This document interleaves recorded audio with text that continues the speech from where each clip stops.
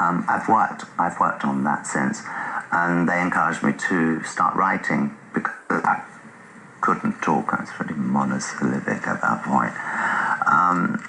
So I would write and write, and that was creative. Pretty much anything I apply myself to is a creative way. I could be walking down the street and still my eye is working.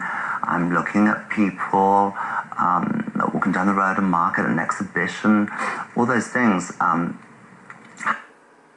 stopped. That part of the process hadn't stopped. And then when I was invited by Oscar de la Renta as a residency to work with him on his collection. The collection was quite well underway. At first I thought I just couldn't, because I hadn't been in the studio for 2 years.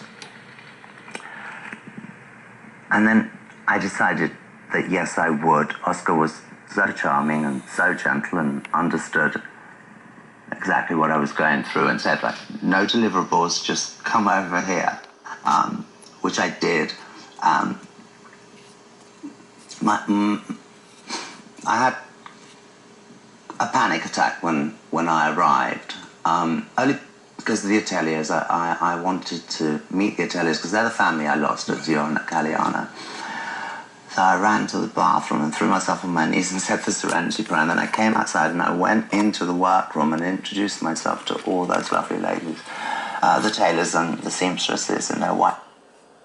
And then it was fine, my shoulders kind of relaxed, and then with Oscar and he would ask what I thought about things, and that it's very difficult to sit there when you see all the beautiful fabrics and colours, and then this creative, it just came back when I saw the girl walk in with partially draped fabric. So all the instincts, all the experience, everything kicked in. It was just amazing feeling that I thought maybe I would never feel again, because I'd done the early part, the research part, the being inspired, but to actually have my fingers on fabric and colours and to drape on the girl and to work with Oscar was, it's just so an amazing feeling. Does part of you just want to go off somewhere and design dresses? That's what I want to do, yeah.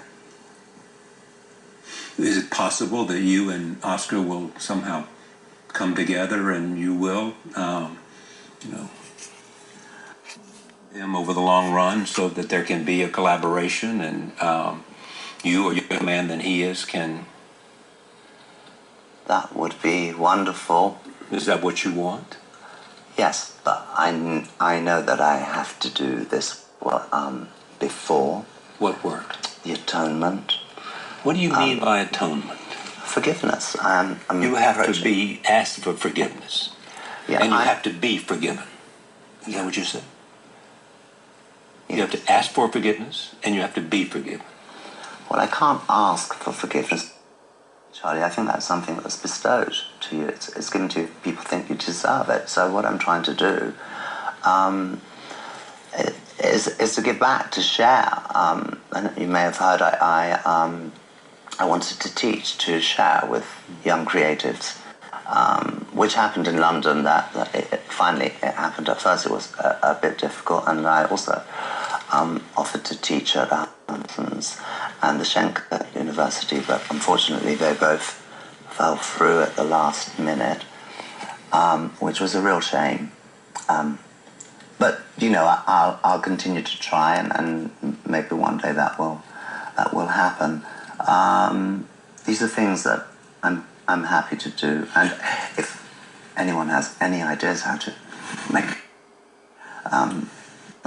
yeah. What's going to be the hardest thing for you in terms of climbing back to where you can find some peace and an ability to use your talents to the fullest